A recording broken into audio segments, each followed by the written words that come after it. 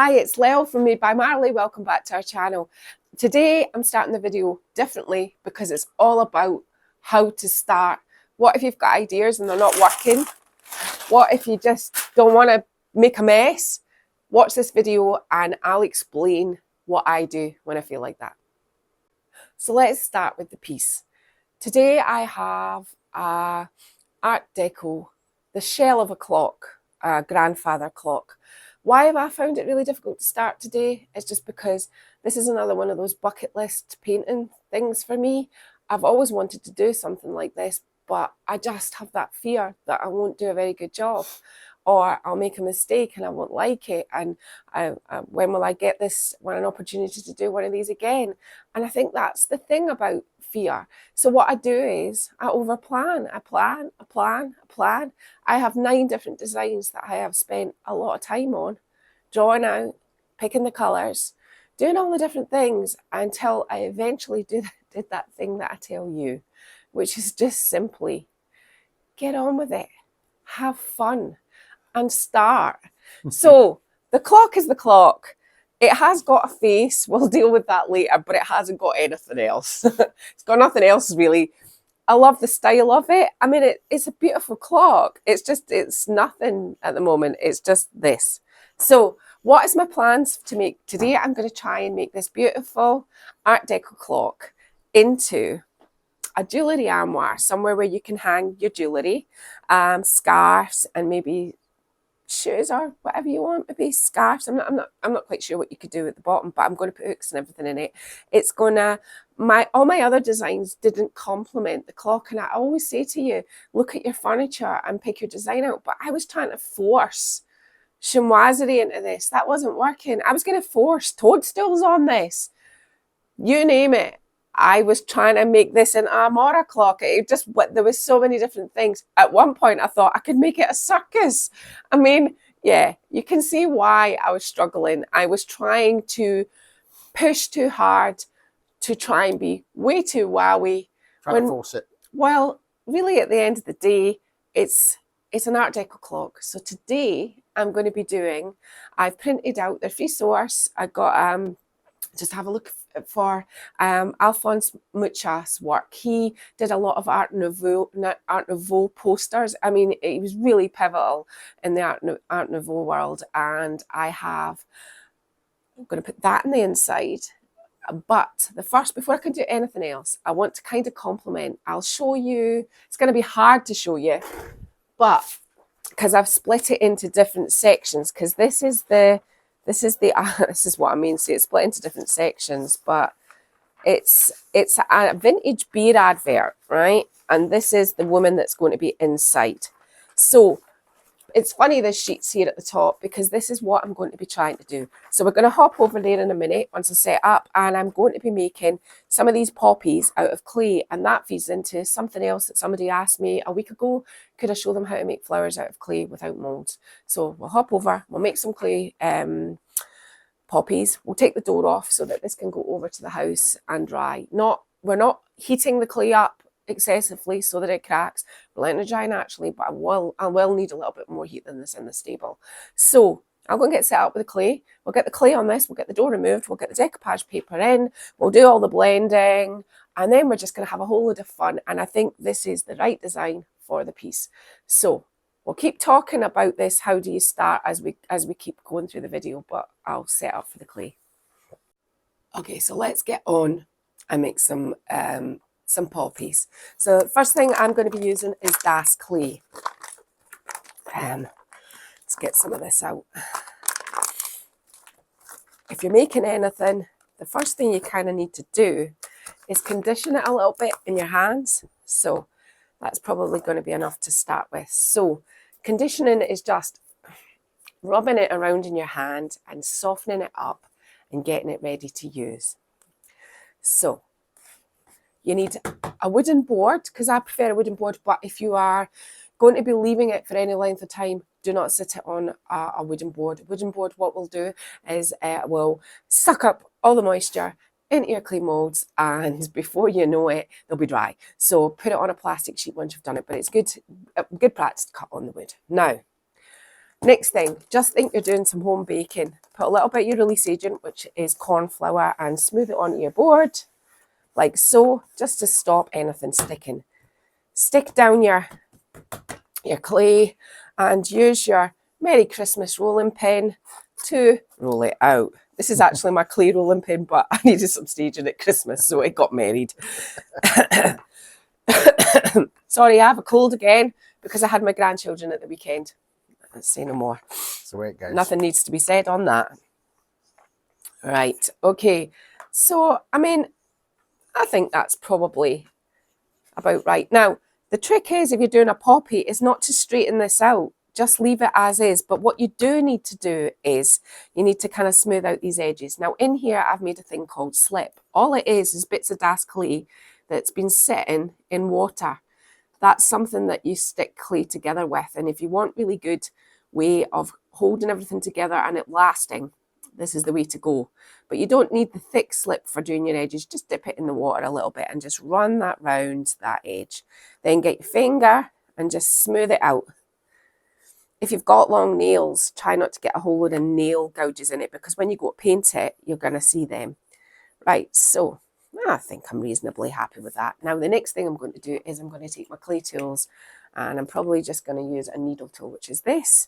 You don't need these. You can use a kitchen knife or whatever you have available. Now, poppies have 4 leaves, so let's just kind of do something like 1, 2, 3, 4. Don't go right into the center. Now what you need to do is stick your finger in the slip and smooth out all of your edges. Now, I know I'm going quite quick, but it's just that we're going to need probably, I think, 4 poppies. We'll do it 2 for the top, 2 for the bottom. And that's probably all the sort of detail I'm going to have on the exterior edge. Now, all I'm doing is smoothing this out. And I'm kind of rushing, so you're going to do a much better job than I'm doing right now. If I told you I used to be a potter, this is quite a giggle. Now, okay, there we go. Nice and smooth, apart from that bit there. Or smoothish. Now, because you want it to have a kind of fluted edge, let's just take the external edge and smooth that so it's a bit thinner. Now, you don't want to make it too thin, because think about what it is when you use a furniture mold, an IOD mold. They're thick, you know, so you don't want to have anything that's going to break off your furnitures. You don't want it too thin, but you do want this edge here slightly thinner, just so you can manipulate it, because you know how sometimes poppies leaves kind of curl up. So we're just thinning out our edge a little bit, and then once you've done that, yet again, just run along some water, because you don't want big fingerprints in it either. Now, so we're happy with this stage of our poppy. Now, the next thing we're going to do is we're going to start sort of manipulating leaves in a way that you like. Now, I'm going to have this one curling towards me here, this part here, this one here. Let's have a wee look. Now, you can put your fingers underneath it to kind of help it and bend it and manipulate it into a shape that you like. So I'm going to curl this one under like that. I'm almost pushing it towards the center, pushing it towards the center. Next. Oh, I didn't mean to make that great big. I know, Maren, this is kind of lengthy. No, it's cool. But it's kind of, you know, for those that haven't got molds, this is an ideal way of doing things. Curling that round there, and I'll bring that leaf forward. Now, I can see I've got some little nail marks in there, so I will have to deal with those in a minute. Boom. Let's kind of bring this one up like this. And let's curl this leaf round like this. Now, it needs a little bit of, you're going to have to give yourself plenty of surface area to glue it to your furniture, so you can't have it too high off the ground. Now, all of these nails, I don't normally have so good, I mean, I used to have lovely nails, but I don't have lovely nails now because they're always in water, but at the moment they're a wee bit long. Right, okay, I'm going to deal with that in a minute. Right, so we've got this sort of shape. Let's move that to the side. You're going to need a bit of Das. Not too much for the centre. So that much for the centre, I would imagine. Right? Okay. Now, give it a little bit of rubbing around again and condition it. you want to do all these things and you want to do all the steps right because you want it to be hard and you don't want it to break apart and you don't want to break apart in your furniture once you've sold it. So you're going to aim for something round about, well, that's bigger than a 50p piece. And that's not relevant to anybody that doesn't live in the UK. A big button. Like a silver dollar or something. Yeah. Remember Dad's silver dollar? It's about that big, isn't it? Yeah. Yeah. Right, so you're going to do this. But before you go any further on this process, you're going to need something to do some detail in the centre of your poppy. So I'm going to just use the end of this clay tool and I'm going to do big dots interspersed with small dots. Now, I'm rushing, but you can tidy all this up again. Turn it over, and this is called slipping and scoring. So what you're doing is you're scoring this, yeah, and you're scoring this, yeah, but you're not going to stick it on just yet. You're going to set that to the side. You're going to get your other piece of clay, you're going to rub it around in your hands, and you can condition that, yeah. And then you're going to make yourself a little kind of something. What would we call it? I don't know. Shape. A long, flat sausage. About this sort of length. Yeah? Now, you can either use something like this to scrape it, or on this one, I think I will use, something like this. I used this on some of the other ones, but I'm just wanting to do something that gives it a sort of comb effect with sort of fringy parts at the end. Like this, all the way along your clay like this. Yeah? Keep it lying flat. You're going to remember to do your scoring because we're going to be attaching it. So scoring. And you can also be quite giddy and score around this edge here. Like that. You're going to take your brush in the thick slip. You're going to run your thick slip along here.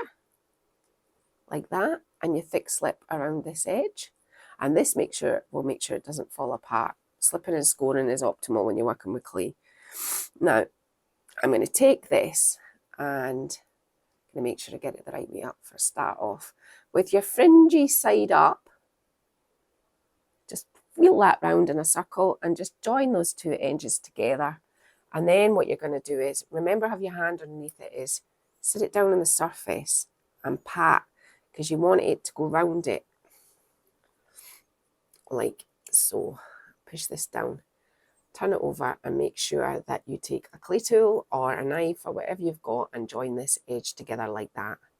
Don't have those loose. These are the vulnerable parts that will break apart.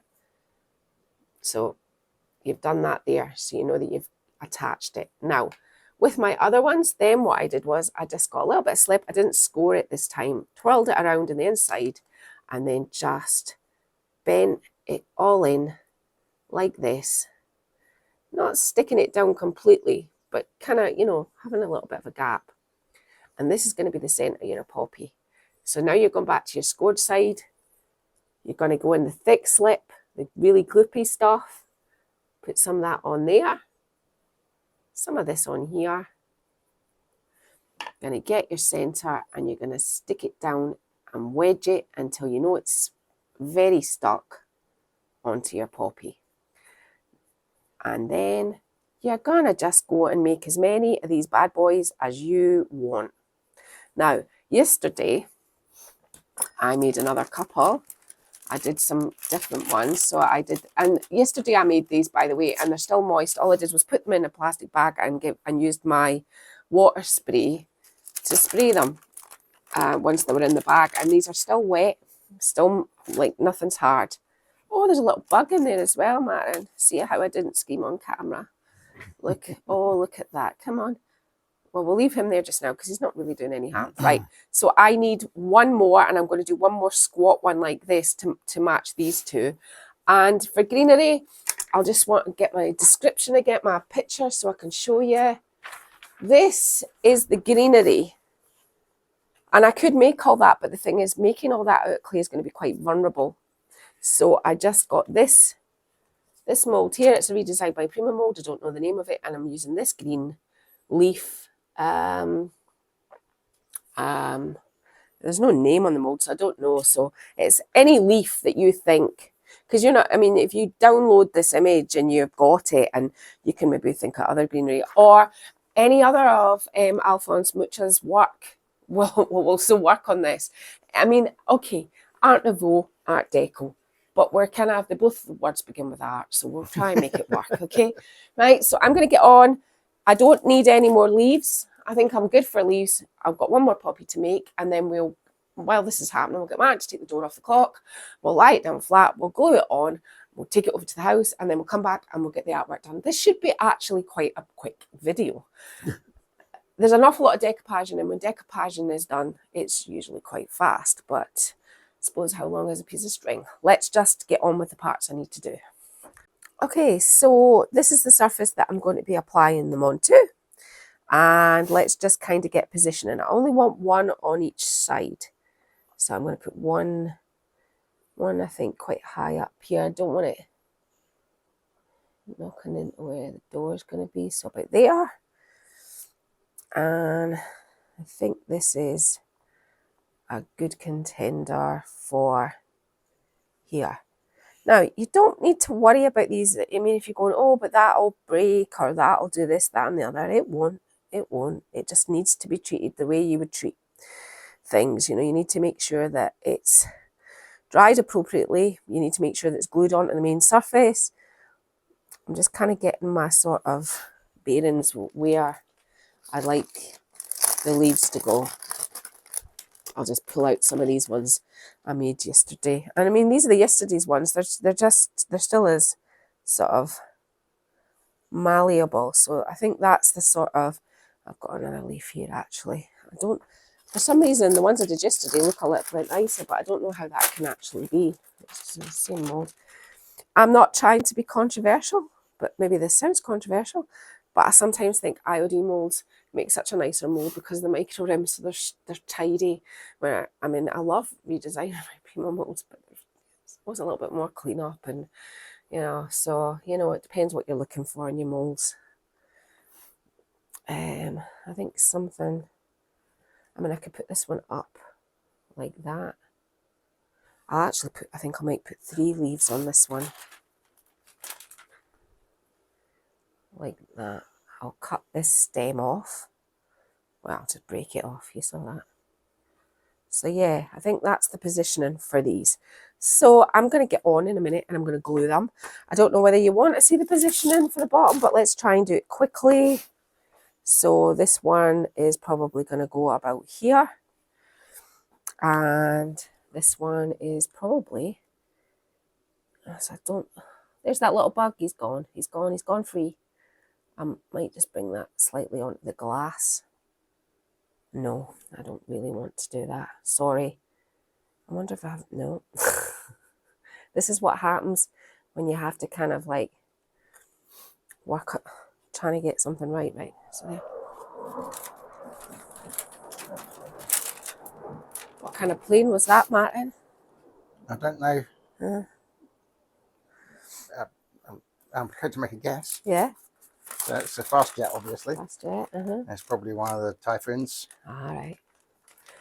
Martin, whenever we have, where we live, because we're in the middle of the borders and the middle of the countryside, you know, there's a lot of hills and things around here, and this is one of the training flight paths. Are you filming? For the RAF. Yeah, I am. Yeah. One of the training flight paths that the RAF use, so we get very low flying fast jets, C-130 Hercules. Martin gets very excited and decides to tell sorts, you what kind of plane it is. All sorts of things. And they fly like really low. You know, you can read the serial numbers on the side of the plane kind of thing, you know. They are very low. And I mean, I do love it. It's not good for somebody like me because I'm actually was from Lockerbie, so I don't really like them coming so close. Right, okay. That. And I've got one more leaf. So I can either bring it up there. Yeah, you think? Martin reckons I should bring it up the top here. Well, there's 3 on that side. I know, but I always like... Yeah, all right then. You know what? I always like it not to be too contrived. No, I don't think that's pleasing me.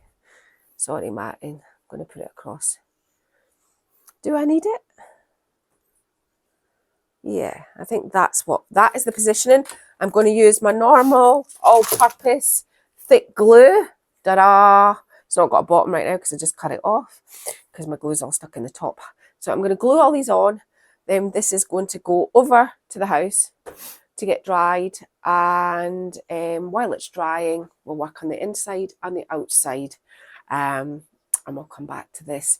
I mean, I can only paint this. I would like to paint it when it's absolute 100% solid. Probably won't be by tomorrow, but it'll be definitely hard enough, because this isn't, you've got to think about it, these are thinner than molds.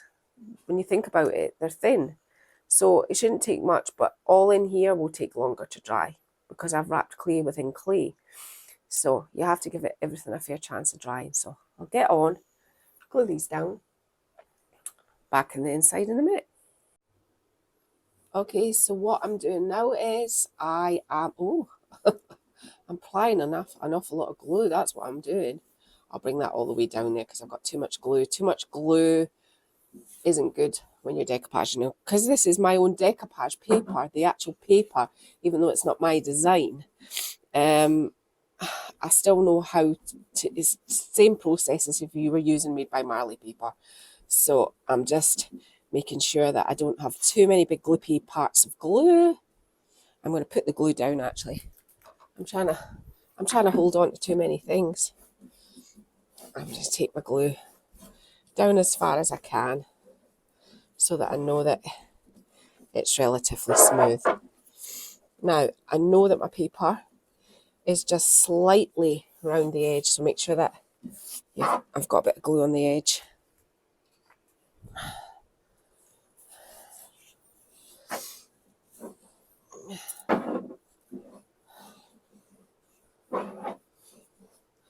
And basically, because I wanted a large image, Martin cut it into 3. I cropped it, and then Martin cut it into 3 for me and printed it out. Now, next thing you're gonna do is, I would have a plumb line. That's why I put that tape there, but who's saying that that's straight? Because I put it there. Right, just want to make sure that it's kind of same on both sides. I think could do with being pulled over just slightly. Yeah, I think we're good at that. Now you need a soft cloth. Sorry. I was standing on the other bits. Maddie was standing on the rest of my decoupage paper.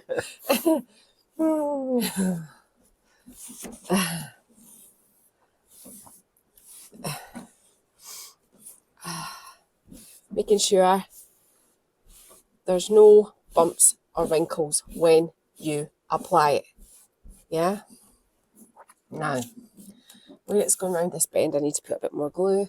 I don't know what's happened here. It's like I've scratched it somehow, but I'm going to have to blend each part anyway, so I'm not too concerned about that. So we were talking at the beginning about, because you've seen me apply decoupage paper so many times, it's not true. So we'll talk about getting started. I think I normally don't have a problem.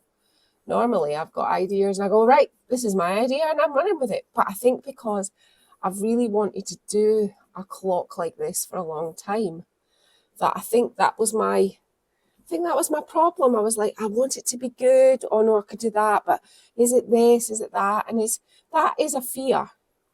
But I think other fears are, especially when doing furniture, you're looking at a big piece of brown furniture and how do you do it? How are you going to make sure that you do the job that, you know, all these things matter when you're doing it, but do they really? Yeah, you want to do a good job. Nobody starts off trying to do a bad job, do they? So I think the thing is, when it's blank canvas, is to just make a start. Don't get too into it before, you know, like if you go too much into it and you don't like it, then you've got more to try and fix. But go gently. Better make sure our fingers match up. Just take it easy when you're doing a project. You don't need to rush it. Now, these are the edges that I'm going to have to blend, because as I said, I'm putting it in on threes, but I do need to make sure that it's matches to a certain extent, because if it doesn't, we can blend it. But I mean, I don't want to be blending all day when I don't have to. So, you know, so things like lips match. See, can you see that little tiny gap there? That little gap that's raising. Run your brush down it that way. See that? Run your brush down that gap. I'll just glue that gap together. I'll just get rid of these wrinkles first. I'm kind of trying to go the next. See, this is what I mean about rushing forward. Let's get this on first. So you take your soft cloth and apply it. It will wrinkle up, but you just need to leave it alone. So what else stops us from getting started? The fear of not being good enough. The fear of you maybe want to show people, but then you don't want to show your friends and family because you don't want to be judged. Sometimes friends, or family, can be kind of judgmental on our work. I've read that. You know, my husband said, or my friends were laughing. Well, let them laugh. If it's what you like, I'll keep saying the same thing. If you like it, somebody else will like it out there in the world, and that means somebody else will want to buy it. You just need to don't make a piece and go, nobody bought it. I'm not doing this because I'm a failure. There's no point me doing this because I can't sell anything. If I did that, I would have given up a long time ago. It takes time to sell furniture. It takes time to find that customer. So, I mean, never worry about things like that. So anyway, I'm going to get on. I'm going to put my last sheet on. And then when this is a bit drier, we'll get to blending. Okay, so I'm going to be using a contrasting sheet with this lovely design on it. Again, this is a free source image. Anybody can print it off. I got it because it really worked with the colours of the advertising poster. So it gives you loads of scope to play with. But let's start with this bottom half down here. And what I'm going to do is and it sounds so boring, but I'm going to use Hornflower, which is chocolate brown, and I'm going to use Arles. Arles is a sort of yellowy, orangey gold. I think that's the technical term. Right, okay, so what do I want to do now? I'm going to be fussy cutting some of this contrast and design out. So I just want something for underneath. So I'm going to go in. I'm not going to go up as far as because I'm going to do that a different colour because I've got all these lovely colours. It's just that I think brown would be quite nice on this bottom section. So I'm going to be stippling it on like I'm doing. Don't know what that is there, but let's eradicate that. I'm not going to paint the feet yet because I'll do them a different colour as well. I mean, the design looks quite dark, but I'm going to put some lights in it because it's a jewellery armoire. It's a bit wrinkly right now. It's got to dry, so I always think it's better just to let it thoroughly dry before you go around and do anything with it. And I want to blend all the gaps in between, so let's just not worry about that right now. So I'm putting this on in stippling motion. I'm just going to show you one side. So why do we not? What are other reasons that we don't start? We don't start because we don't know how to start. We look at colours, but we can't decide which colours. We look at what we've got, but we don't know what thing to do. Is it this or this or this or this? So then we go looking for inspiration and we look at photographs and we do all these different things, but we still don't start because then you think that plan's not good. I'm going to make enough from a different one. I know all of the reasons why you don't start. But I've learned, because one of the reasons that I have to start is each week I have a YouTube channel. So I don't really have a lot of options. I have to start. But normally I am in advance and plans. But the reason why this is the discussion this week is because when you get something that you really like I really like this clog, I want to do the best job I can. So I doubt myself. Why is it we doubt ourselves? Now what I'm doing is I'm going over and stippling with a different brush. with the arrows. Yeah, I'm just stippling over the top. I'm trying to create something like this here. Something like that. I'm probably going to have to go over a couple of times with the arrows. Why am I not doing my usual base coat and a coat on top? Because I think by the time I've done all my layers of paint on this, I think we'll be good to go. And dark brown is a good one. If there's any bits of brown showing throughout, I mean, with other colours on this clock, I will have to obviously do 2 coats. So I really don't need to labour the point here. I'm just stippling this onto it. And then when this is a bit drier, I'll come back and I'll stipple a little bit more. And I'm going to do the 2 sides as well. So I'll be back and I'll have my 2 sides done as well. Okay, so I've got the pattern now. And when I first looked at this, I thought, oh, that's really pretty. It's a shame it's not kind of one more whole image as opposed to lots of different. But the more I looked at it, I thought, actually, you know, this could actually work out quite well because I could be quite clever with how I cut this up. So I'm cutting the corner off 2 sheets. So I'm just going to take this white bit out because, as I said, this is the footy cut piece. Now, while I was off camera, I undercoated this band here in paprika, but it's not the right colour for the paper, so I thought it's just an undercoat. I'll get it clearer once I get this stuck down to the bottom of the clock. But one side's at the same stage as this, the other side isn't. So let's just see how this is going to fit. I might have to cut it, but just so there's my other side I just did. Let's have a look. I was thinking of this, doing something like this. Yeah, I think that'd be quite nice. I'm concerned about this gap here, but we can cut another shape, maybe one of the flowers or something out of it to put on there. I mean, let's just check that I'm getting this to the way I'd like it to be. Is this going to be more? See, I like that too. But then there's a big gap at the bottom and I don't think that's grounded. No, I think we'll do the way I was going to do it. Right, so let's just kind of see. Am I going to just overlap this one or am I going to cut them both? I'll probably cut them both.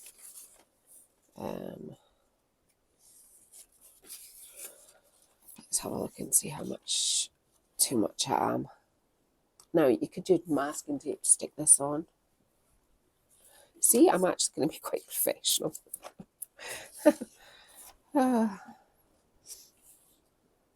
It's just so that I can work out how much I have to cut off this panel down here. I'm only using little bits because obviously, even though this paint is for delicate surfaces, it's just been painted, so I don't want it pulling my paint off. Let's just have, sorry about that, I'm going to have to put another tape on it. I'm sure half the time you're bored because I'm messing around in front of you and not actually doing anything, but it's these things that, well, I don't want an overlap down here. So let's have a wee look at this, right? I want maybe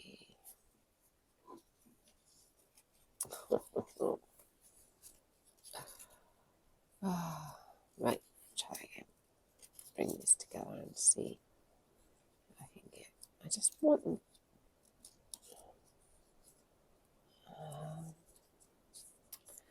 Well, in my usual inevitable fashion, it's probably going to be wrong when I take it off, but let's just do something like that because do you know what? I don't think anybody's got time for doing all that, really.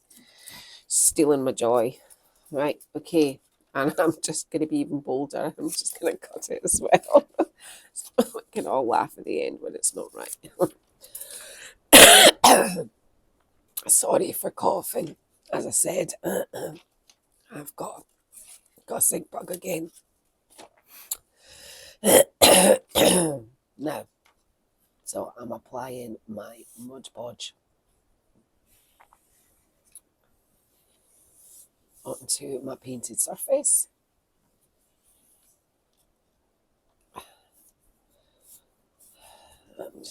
I've now got a frog in my throat.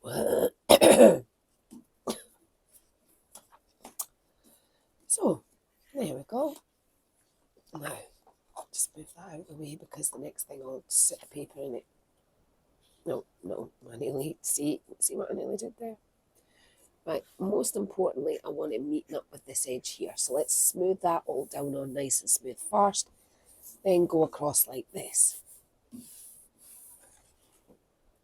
Yep, I can blend if I don't like this little line down the bottom, but I think it's more important that this edge here is nice. Now, the other side, I feel like I almost want a drum roll because I'm sure it probably is cut wrong. Right. It's going to be perfect. Okay, Matty. Do you remember the day I was trying to work out the shape and you said, turn it around? Right. See where we're at.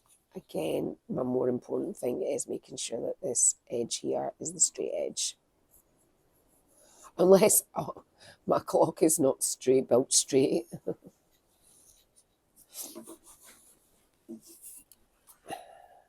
Still got a bit that I don't.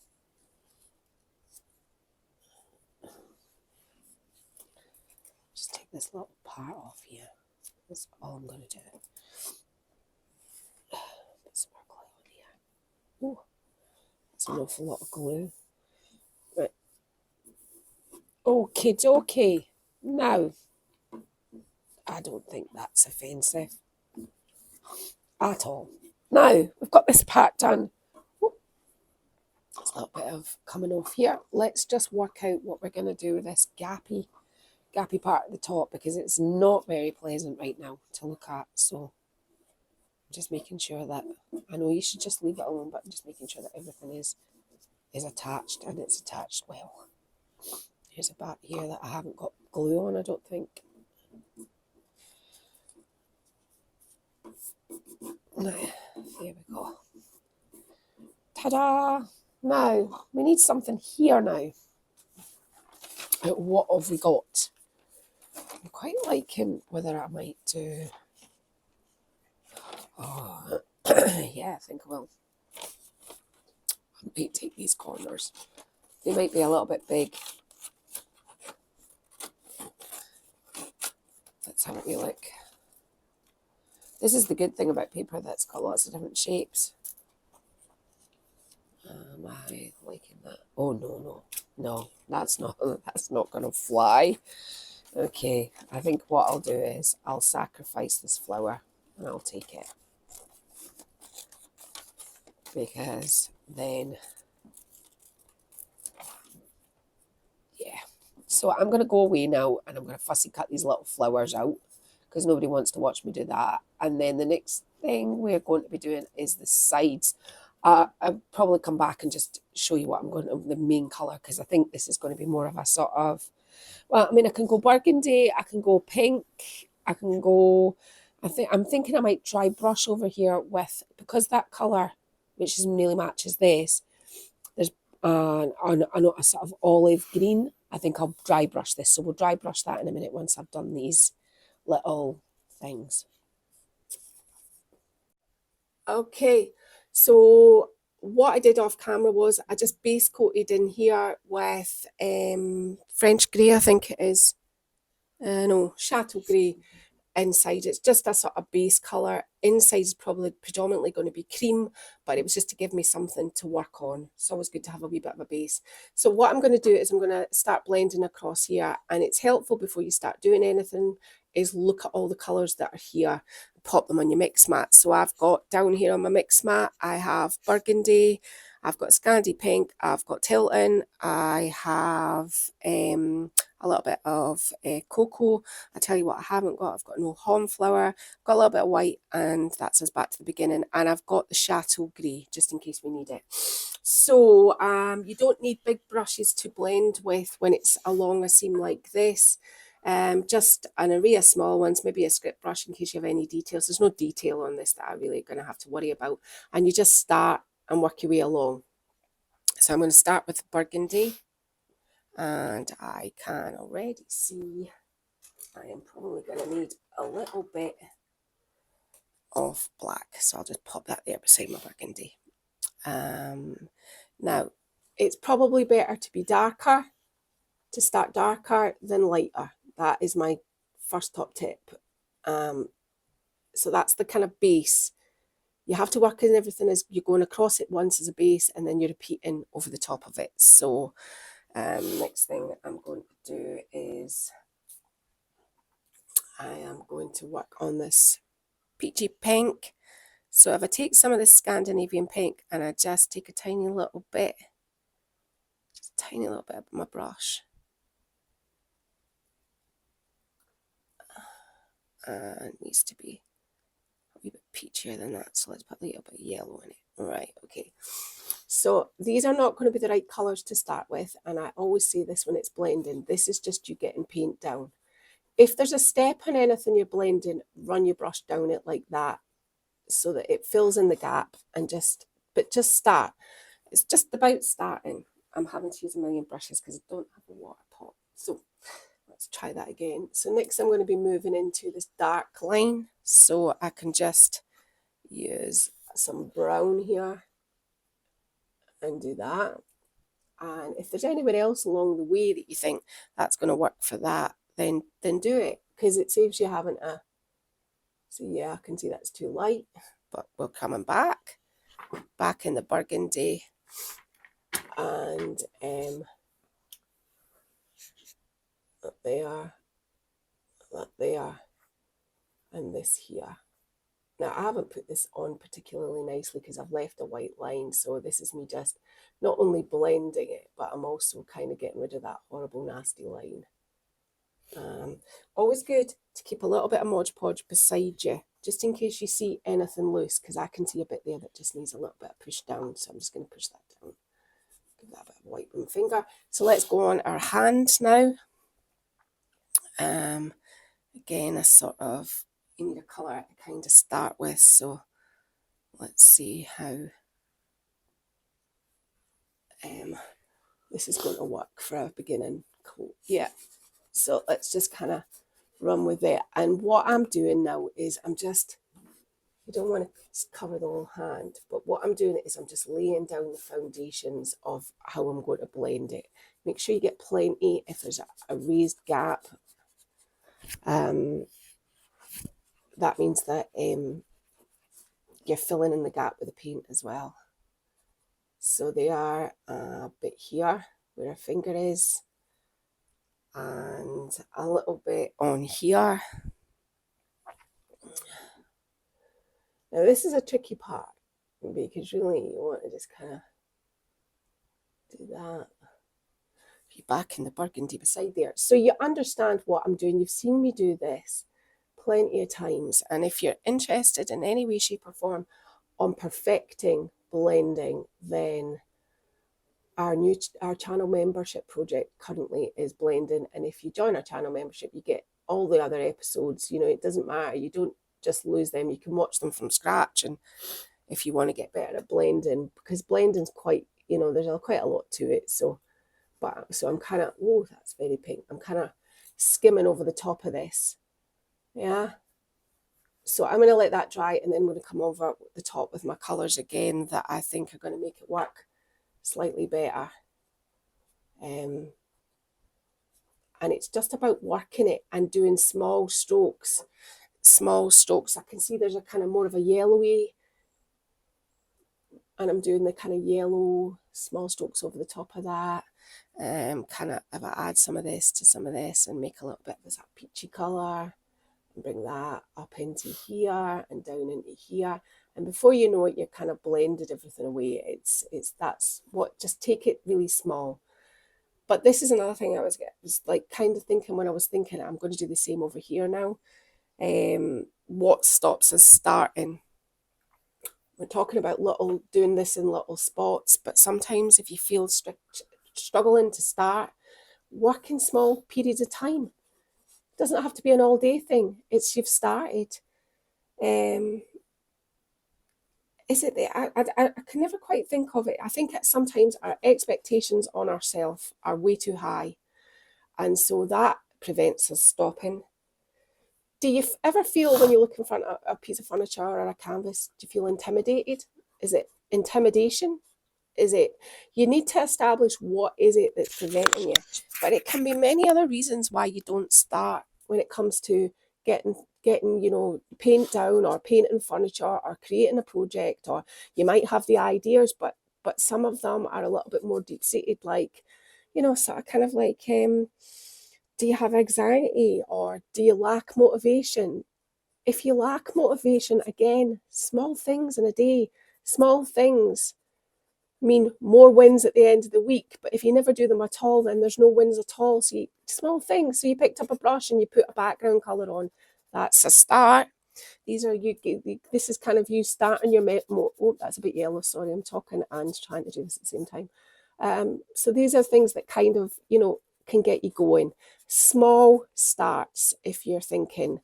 Other thing I suffer from is over planning. It's good to plan and it's good to have a plan, but if you over plan, then sometimes that can be a stumbling block because you've then created so many plans, you don't know where to begin. 9 different plans for this I had, yeah, 9.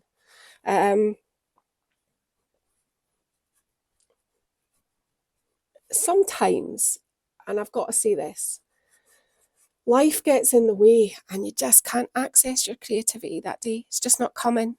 Life has got in your way. Things have happened, stuff happens, and you go, when you're a non-creative, it's hard to understand how a creative brain works. And sometimes it can be the weather. Sometimes it can be something you read, something about the day that you're not feeling it. You can't access it. It doesn't. And there is nothing worse, and believe you me, and I've tried this, to try and force yourself to do something that your brain doesn't want to do. So if you're not feeling creative, there is a reason why in today's world the words self-care exist. Care for yourself a little better. Step away from your project. Go and listen to a book, have a nice warm bath, listen to music, do all the things that make you happy. Look at photographs of your children. Go out for a walk, be in fresh air. These are all mood enhancers. If you are somebody that his own brain doesn't produce dopamine, so for example, if you've got things like ADHD and that isn't produced naturally, then these are things that can increase your dopamine levels, make you happier. But step away from your projects for one day and then revisit it. Look for inspiration. Just decide that there's no expectations on you that day and just don't bother doing it. Self-care is the answer. And I love that word because I never ever bought into it before, but I sure do now. I think that is a really important thing. Love yourself and your art will come. So when it comes to vision on your art, what's your vision? Do you have a vision? Sometimes just putting some paint on your furniture and walking away for the day is enough. That's how to get started. How did I end up with all these designs for this piece, but was able to start? I think it was because I told you what I did in the beginning. I threw all my ideas out and went, what do I want to do? Right, this is what I'm doing. And that's simple. That's the simple answer to that. And I think that's sometimes just start with a colour. Then look at your things and try and piece together a design, but don't force it. So, right, I've blended this along here. I'm going to have to do a little bit more work, but I was just doing that while I was talking to you. Now, I'm going to get on and do each one of these sections off camera because you don't need to see me doing all of this. What I have in here is I don't have any Versailles, which is an off yellowy whitey cream. So I've mixed up with original white, a little bit of Tilton, which you can see because I haven't mixed it in right up the top, and a tiny little bit of Hornflower, which is brown, which is giving me an off-white. Now, I want to, because when the door goes back on here, if in here was dark, it's going to make the design awfully dark. I want to kind of try and accentuate what the beautiful image that is behind. I could blend all this down, but what I'm going to do is I'm going to blend it so far, and then I'm just going to graduate it out to this white and have the sides white and the bottom white, and graduate it up at the top and have it all white. This was just a base colour. So I'm going to go on and do that as well, because you don't need to see me do that. So maybe check in halfway through while I'm doing it. But I'm just going to kind of, I'll briefly show you, because I don't want you to think that I'm kind of skipping over parts today. I'm kind of under pressure for time this week because I've been sick. So I'm trying, oh, that's a dirty brush. So I'm trying my best to kind of make up for time. Right, so I've got this here on my palette is olive. It's not the right colour, we know this, but we've already learned that from up there. Sometimes it's just not the right colour. I'm not going to be bothering painting in the rest of this woman, and that's what I would normally do, but it's not going to be relative or relevant really when the door is closed and how the image is going to look at the end of the day. So I'm going to just run some of this olive around here in a twirly motion, because that's catching underneath the decoupage paper and getting rid of some of that. I shouldn't have really taken it today because I could get the burgundy, but and then what I'm going to do is I'm going to run a little bit of cornflower in it and a little bit of Tilton and run it up into there. And I'm just doing a twirly motion like that. A wee bit more yellow.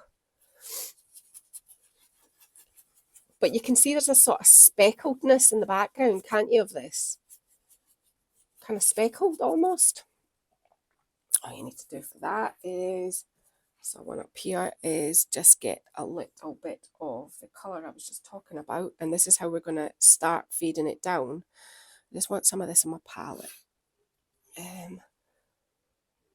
I'm just going to start putting these sort of speckles in. They're not going to be perfect, and I'm going to have to blend and blend and blend to get this to be just what I'm looking for. And I think actually it's going to need a little bit more yellow in it. I'm going to do something like this so that I can blend this down. I get it so far, and I'm obviously going to start using a big brush, and I'm going to take this, and this is where my transition is going to start with my white. Okay, like that. Oh, so you can see what I'm going to do. So I'm going to take this so far down, making sure that and then I'm going to start blending this into my white and bring it all down. Yeah. And to do that, I'm going to need a proper blending brush. And right now, not a fan brush, but I'm just showing you what is actually going to happen until it just turns all into white. Okay. That is how I'm going to combat the transition for this clock. Okay, I'm going to get on and I'm going to do the things I said I was going to do. So while the inside's drying, what I'm doing is I'm going to paint the outside. Now I'm looking for a sort of bluey, greeny, greyish colour. So my plan is like similar to what we did with the mustard. We're going to apply our paint like this.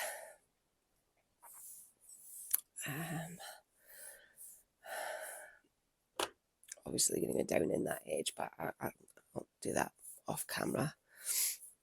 And then I'm going to take some green and a blending brush, and what I'm going to do is I'm going to do this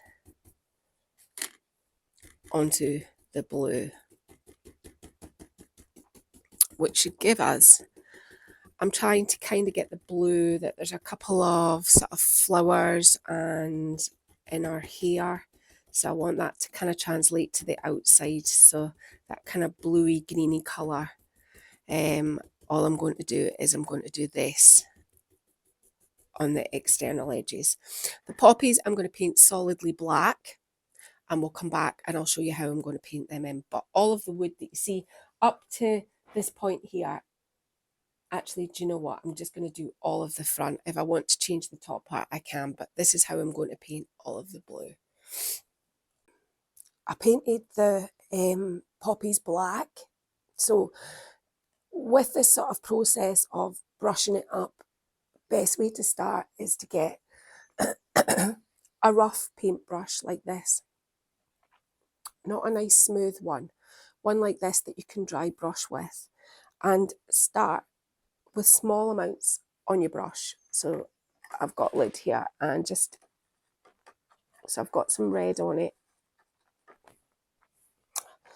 and literally just start bringing up the colour, because if you saturate it, then all the detail that you've painted in black will be lost. So it's good to kind of just go easy, go gently, and this process can take a little bit of a while to do, to get it. You just have to keep doing multiple coats until you're really happy with it. Now, something that I forgot to say when I was making these was I did some score lines just to kind of give it, a little bit more detail.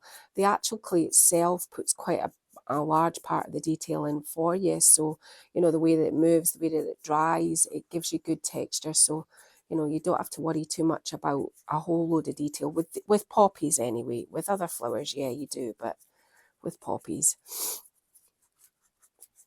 Now, once you've gone all the way round, you can change the colour. Not hugely. You don't want a great glaring difference, but you can make it. You could add, for example, a little bit of orange to your, just little bits to your red, and that'll brighten it up. And then make sure that you've not got too much on your brush again. And can you see there's not a huge amount of difference at this stage? You're still going round it all. Until you've got to the point where you have got your poppy the way you would like it. Now, I'm going really quickly just so that I can show you, because this is important. I know that whoever in the channel member group who asked me to make flowers, you can really get into making clay flowers, and there is no reason this is solid.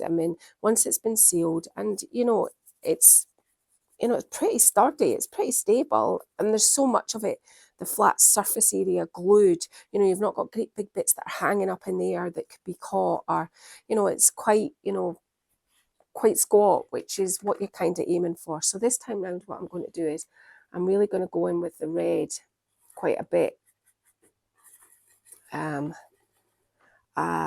maybe this time round I'm going to touch a tiny little bit of white. And let's mix this over here. So I'm going for a sort of pinky shade this time. And again, round we go. And I've got a little bit more on my paintbrush this time. So I'm just kind of trying to speed up the process, because you don't want to watch this all day. But this is something that I used to do with my ceramics if I wasn't putting them in a kiln and I'd just done the first bisque fire and I wanted to paint them. This is what I did. Now, you might want to just dip in the orange and do some kind of highlights where you think the lighter parts would be. And again, just little parts, not too much. Until you have painted your whole poppy a colour that you are really happy with. Now, that's how you're going to do the outside leaves. The centres, I find that when I'm dry brushing, I very rarely kind of change or wash my brush. I just dip into the next lot of colours. So the next lot of colours, what I'd like Furrow, which is an Annie Sloan chalk paint. It's this kind of colour. Let's just do something like this, but let's offload some of this, because remember, I've had the red on it. So let's just start with something like this to begin with.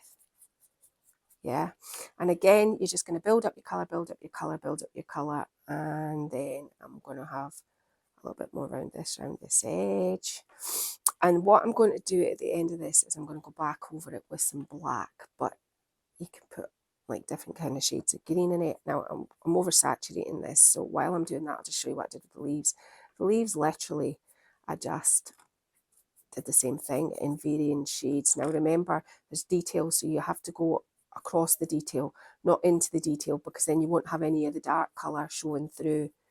Now, you're probably seeing what I'm seeing, and there's a whole load of black round here on the actual frame, we will be putting a sort of mustard colour around these to get rid of that, but just to kind of frame everything out. So I'm not too worried about that, and it's better to get all the dry brushing right first and not worry too much about everything else that's happening around it until the end.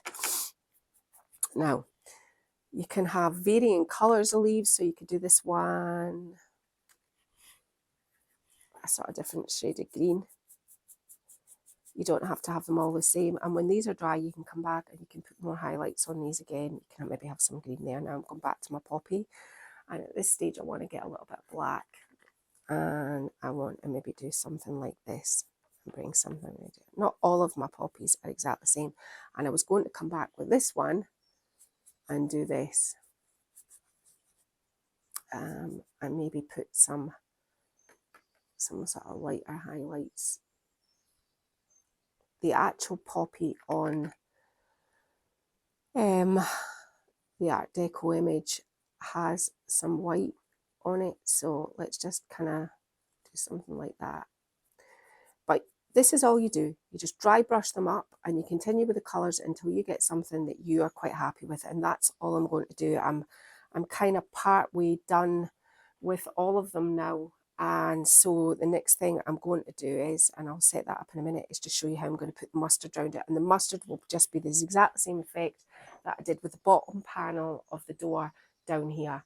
Now this blue here, oh, I need to touch this up. This blue here, which was the Frida blue with the Amsterdam green stippled over the top, I have done it to the sides of the clock as well here. So I'm going to get on, tidy these up a little bit more, fix this, which is just, if these things happen to you, this is not the end of the world. All you need to do is get your Frida blue back out, let it dry, and stipple back over with your green, and away it'll go. And then I'll set up for what I'm going to do the mustard, and I'm going to be cutting some decoupage paper to put up here. I might not, yeah, I'll still need to fix this, but to go up here as well, of the print that we use down the bottom to finish off these doors. Okay? Okay, now I've got my bobbies finished, I am going to dip into the brown, and it's just as I showed you down the bottom. I'm just going to kind of, not all of it, just around this darkened edge that where the dry brushing went, just kind of, it's just kind of get rid of that darkness with the brown.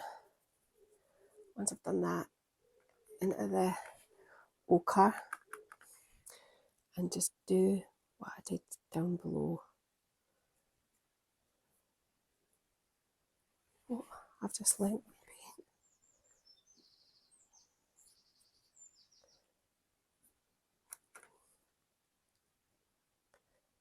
Just gives it a nice little kind of finished edge. Don't make it very contrived. Don't have it like right now. I don't like that because it's all like, it just looks like it's going around there. So let's take this up a little bit. Yeah, do something like that instead. So you're just going to go around and eradicate any of the lines where you had the sort of dark from the dry brushing. I'm going to do that next. Once I've done that, I still have some of the sheets of this paper, and so what I want to be able to do now is try and create a border, but because it's all different sort of irregular shapes, I'm still pondering how I'm going to do that. I could cut it just straight like that, but I think that might be a little bit of a cop-out, so I'm going to see what I can do with it. While I'm putting on this ochre yellow, I'll have a little ponder of how I can do the best I can with this. Okay, so I thought it was going to be all too much if I put these broad strips on. I decided I like the blue too much and I'm covering it all up, and it's going to get, I mean, even for me, it's going to get a little bit busy. So what I did was I decided that I have this whole lip here that I can do instead. So I'm just cutting thinner strips and just making sure that I've got them the right size, and I'm measuring them to the piece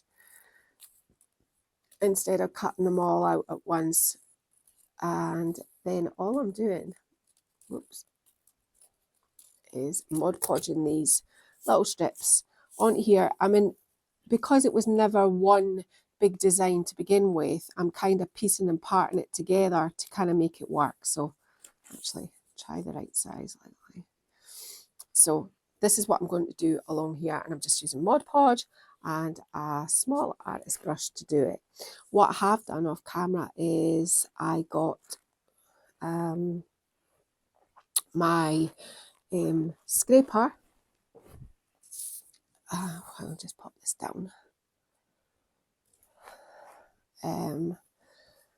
It helps as well, I think, sometimes if you just put a little bit under this onto this lip, so that it's finished nice. Now, yeah, what I was saying was I got my scraper and I scraped all the paint off. Now, when you're scraping paint off, if you choose not to tape it and you choose to do the scraping method, don't scrape your furniture up like that with your scraper. This edge here will just scrape the paint off there. You need to work towards your paint like this and scrape like that. Okay, so I've still got quite a bit of cleanup to do down in here, but I'll get to that in a minute. So I'm going to keep on doing this. It's had its first kind of start of tidying up, and I'm going to move it to show you what I've just done at the top.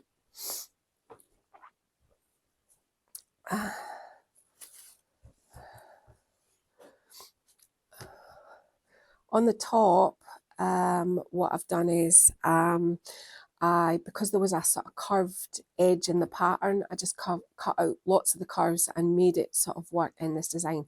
I've still got to tidy up around these molds, and I've still got to tidy up to a bit part to do down the bottom.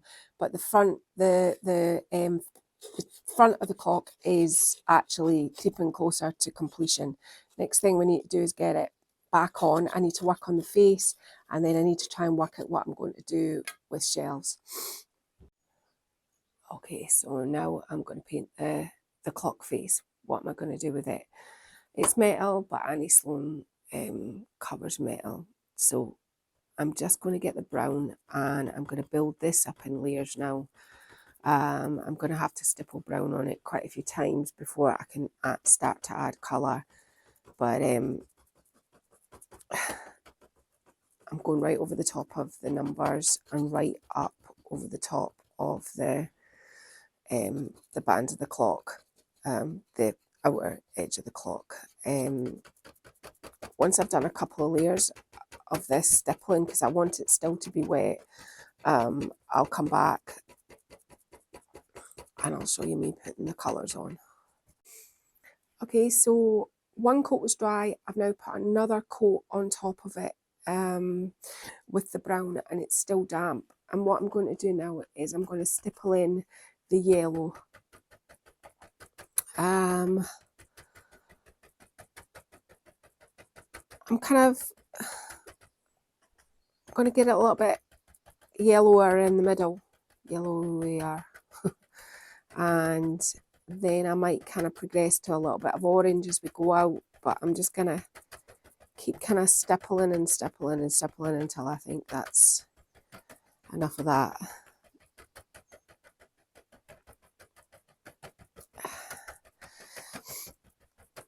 It's just to tie everything else now that I've done together. Now I'm going to start here with the orange, and I'll bridge the gap with my blending, because I think I want the outside, the external edge, maybe sort of bluier.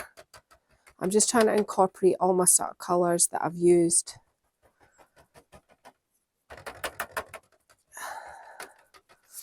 I'm not worried if it gets up on the side of that, we can fix that as we go. So I've got my orange, and I'm going to get it to meet the yellow. You might need to put more on it if you're doing something like this on a metal face. I think the trick is with this is to keep working and to keep stippling. Now,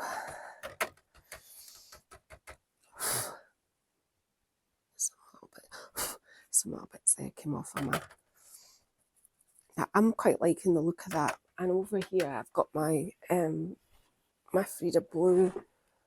I'll see if I can find what I'll have a look in a minute for my green. I'm sorry today if this is a little bit, this is another one of those things about, you know, getting started and doing it.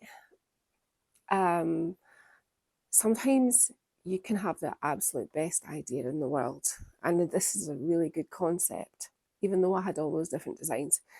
But sometimes if you're just not feeling, and I feel the design and I want to complete it, but it's just that when your body's kind of at that stage where you're like, so I keep skipping small parts. It's just small parts, you're not missing much. It's just so that I don't have to do too much talking, and hopefully it maybe kind of can speed up the process, because tomorrow's YouTube day and this video isn't finished. So I'm trying my best to get it done, but just another one of those things that if you're not feeling well that day, it's different. I have a YouTube channel. Well, I suppose I could still have the day off if I wanted to. I'm my own boss, but I don't want to let anybody down, so I'll keep going. But my point is, if you're not feeling it, don't do it, because you're just going to A, make yourself sicker, and B, you might make a mess of it. I'm so far into my design, I'm fine now. It's not a problem. It's just that, you know, that way I'm like, oh, I've still got this to do, and this to do, and this to do, and this to do, and it's not a huge clock either. So what did happen is Martin's put the door on the clock, so you're starting to get an idea of sort of kind of the concept. The face is obviously going to go in there. It's going to, and I have cleaned the glass, but we're going to have to clean it all again. It's really dirty glass. I moved her up so that she was framed by here, and I've got that just perfect. But the bit I don't like is this big gap down the bottom now. And I've got a way I think I can fix that in a minute. It's clever. I'm not saying it's brilliant, but it's clever. I'm going to decoupage the bottom shelf, and I need to, you've got to be aware when you work with glass, what is it going to look like in the inside?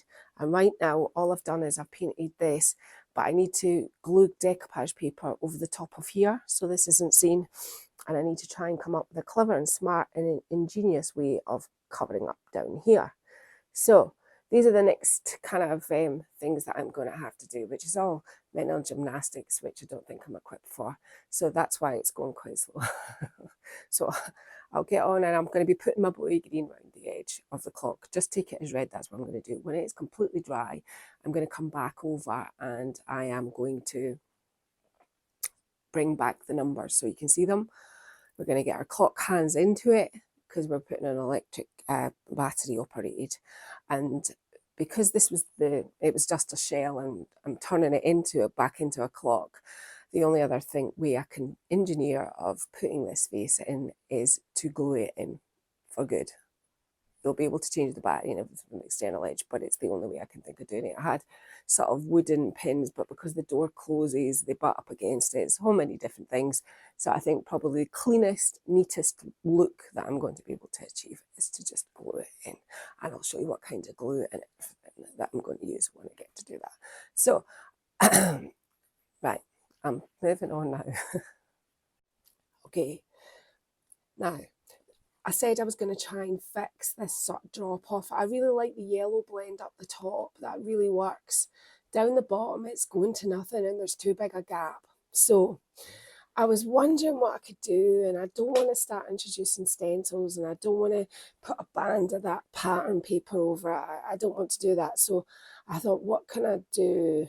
So I thought, I have the same image part. The reason why I had two was because I wanted two different I'd cropped it in two different ways, and I asked Matt to print them both out for me to see which one I preferred in the back of the piece. So I still have this. So I thought, right, what could I do? It won't be perfect, but it'll be better than what it is. So my first thing I'm going to do is I'm going to cut off her hand, because we can't have two hands. Now, when I cut like that, you'll not actually kind of know that's her hand. And see this part here and this part here? What I'm actually going to do is I'm going to kind of make it a sort of symmetrical kind of thing. How did I think I was going to do it earlier? I thought, I am going to put this in here like that. Yeah. Blend this a bit better. Cut this bit here and stick it here. And that brings the image all the way down to nearly the bottom. And I'm happy with that. And I can get dark burgundy and blend with dark burgundy down. Do you know, I'm just going to do it on camera and then you're going to see it. I'm not going to do a lot of talking though, so you're just going to have to kind of guess what I'm doing. So I'm cutting off the excess here that I need to put on the other side. So let's just leave that alone just now, because I want to try and line this up. I thought it makes it look like something else from a distance. And as I've told you many times, the eye makes up its mind whether it's right or wrong. And if it looks right, then my eye says that's fine. So I deliberated it. I've been thinking about it for almost since yesterday, and I thought, I don't like the way my decoupage paper is ended. It's got a bit wrinkly now. I'm adding moisture to it, and I thought, I'm not happy. I'm not happy with this. And even though I'm not very well, I really, this was a bucket list piece for me, and I really want to do a really amazing job if I can. You can tell me at the end whether I have or not, or whether I just bombed. But my point is, this has to be better than it currently is, and this is not pleasing me. So I'm going to take that right up onto there where that nasty seam is, and that's the first thing that's going to make me better. Yeah, there, right. Doesn't matter about this part here, we can blend this down, and this part that we cut off this side, we will, let me just work out how this is going to go.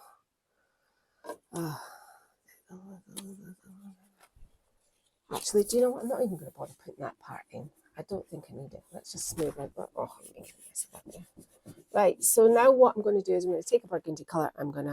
I'm just going to blend it all the way down to the bottom. Why is there a whole load of Mod Podge over the top of this? Because you saw in the little pieces and parts that Martin filmed there that I applied it in parts because it was all I had left, and I wanted it to be a little bit more kind of all the sort of same flowers. So I did that so that I could do that. So I've covered it in Mod Podge, A, because it's going to be really durable now with all those pieces and parts on, but B, I just want to make sure that it's not going to come off. Right, I'm going to blend out the bottom of the burgundy, then we're going to dry brush here. My next thought I had was, because I did have two of this original image, I cut out the big poppy from the top, and I am going to apply this sort of here. So I'll do that off camera as well, because you're going to see that. And once I've done it, oh, and I've fixed in here as well, to the best of my ability. It now looks much nicer than it did. Once I've done this, we'll jump back onto the clock face, and then I'll be thinking about all the hooks, and I'm going to seal inside, and then we'll think about all the hooks and things for the jewellery part of this. And we'll get the clock glued in, and then I've still got the size to do. That's wishful thinking, my part. All right, well, I'll see you back in a minute. Okay, I've cut a little this sponge in a square, because I just want to touch the raised numbers. I don't want to touch the clock. So I'm going to hold it at a funny angle. I'm not sure whether it's, and because it's flat, I'm going to be doing very, very carefully the numbers in red.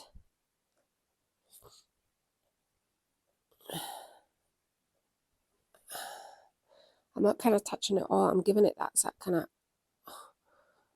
I'm out of words. I'm trying to describe it. Sort of.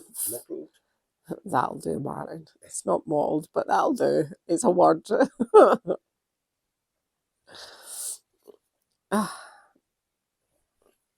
We nearly gave up a minute ago, but we're back at it.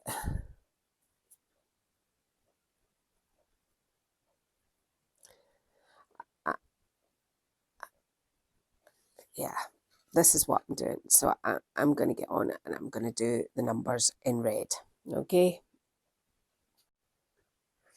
Okay, so the there was a whole load of stuff that needed to happen because these hands were the original, that clock's hands, but I only had small short hands, so Marty glued the other hands onto the back of these hands. And then there was a whole load of other nonsense that happened in between with the hands breaking and everything else. We've been at this for ages. So the hands are in there now. And what I'm doing now is I am just going to add a little bit of gold onto here. And then what I'm going to do for today is I'm going to stage it up.